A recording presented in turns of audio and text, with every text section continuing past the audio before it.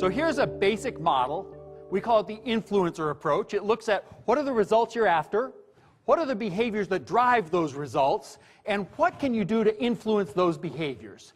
And I'm going to talk just briefly about the vital behaviors and how to influence them.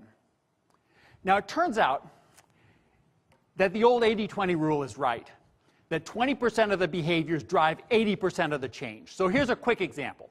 Imagine your daughter came to you and said, I found the person I want to marry, we're deeply in love, but what can I do to make sure that our love lasts? Would you know what to say? Turns out researchers have answered this question pretty well, right? And here's the basic answer. First, you have to look at crucial moments in a marriage, and it turns out that most married couples have about 300 disagreements a year. 300, right? Think about that.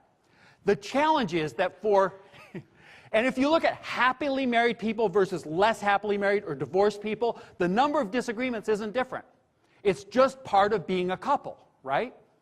The magic is that when loving couples disagree, they found a way, and the disagreements are things like, you know, leaving the sink full of dirty dishes, or not mowing the lawn until somebody begs. I mean, it's little stuff, right?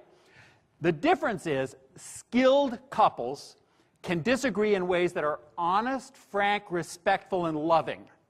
So tell your daughter, figure out not how to reduce the arguments, but how to resolve them in a way that's loving and honest. Because if she doesn't, what happens is a disagreement turns into disrespect, and disrespect turns into dislike, and you're on that train wreck, right? Now, oftentimes, the good news is we know what the vital behaviors are.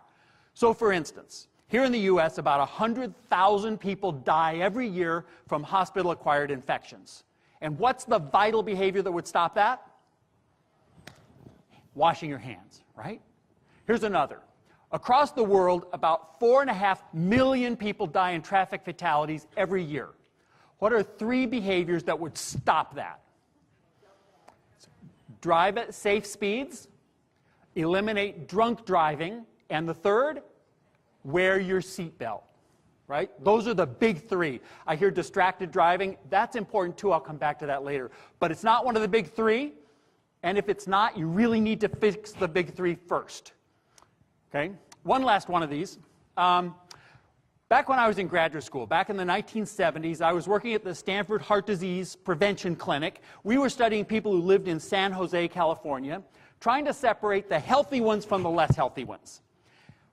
Now, that was a long time ago, and San Jose is far away, but let me guess that the behaviors haven't changed that much.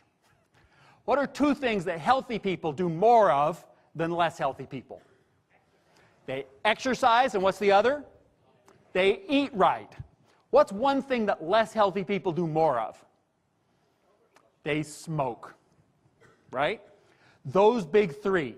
Now, you're a smart audience. You know a lot about living a healthy lifestyle. In fact, how many of you know more about living a healthy lifestyle than you actually practice?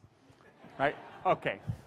That's the influence problem, and that's where I'm going next. Once you've got the vital behaviors, how do you get people to change?